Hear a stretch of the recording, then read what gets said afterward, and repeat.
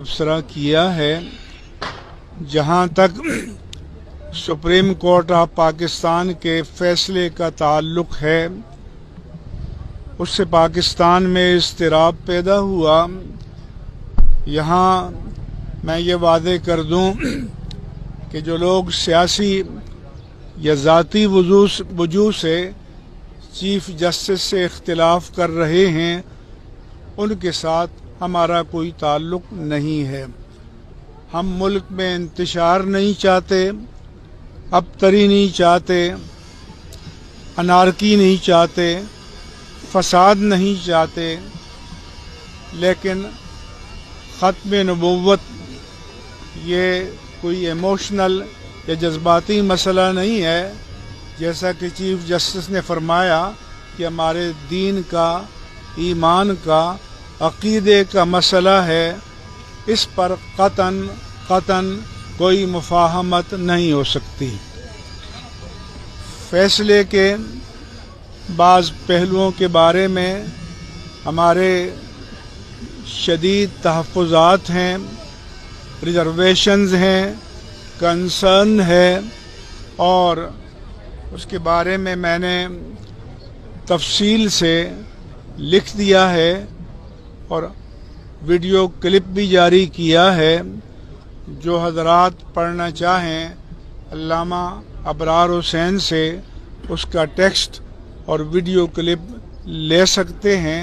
ज़रा कि इस मुख्तसर गुफ्तगू में उसके तमाम पहलुओं का अहाता नहीं किया जा सकता, लेकिन मुख्तसर ये है कि जब चीफ जस्टिस रोज़ 2-4 मरतबा आइन की बात करते हैं, तो हमारा मुतालबा है कि कादियानियों को आइन का पाबंद किया जाए, और आइन पाकिस्तान ने उनको जो स्टेटस दिया है गैर मुस्लिम का, उसको वो तस्लीम करें। और फिर जिस तरह इस मुल्क में हिंदू, सिख, मसीही, पारसी और मज़ाहिब वाले गैर मुस्लिम शहरी की हैसियत से रह रहे हैं, तो जो हुकूक उनको हासिल हैं वो इनको भी हासिल होंगे, लेकिन इनको मुसलमानों के शायर और अलामात को इस्तेमाल करने की इजाज़त नहीं होगी। अपनी इबादत गाह का जो नाम देना चाहें दें, लेकिन मस्जिद नहीं दिया जाएगा।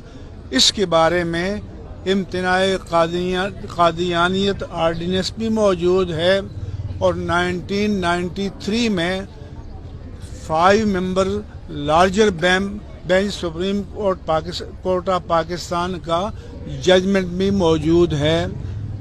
हिंदुओं का मंदिर है, सिखों का गुरुद्वारा है, क्रिश्चियन का चर्च है, यहूदियों का सिनेगॉग है, पारसियों का आतिशकदा है।